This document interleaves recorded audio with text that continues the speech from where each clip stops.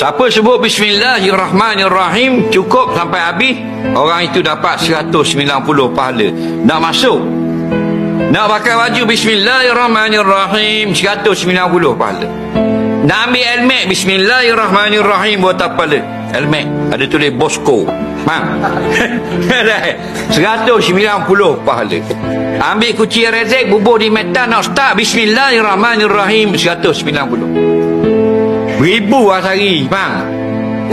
Kerana Nabi kata man qara'a harfan min kitabillah falahul hasanah, siapa membaca satu huruf dari Quran, satu pahala.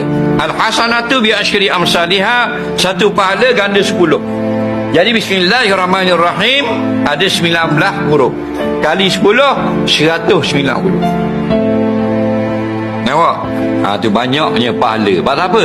Pasal kerja dengan orang kaya. Kerja dengan orang kaya gaji besar lalu.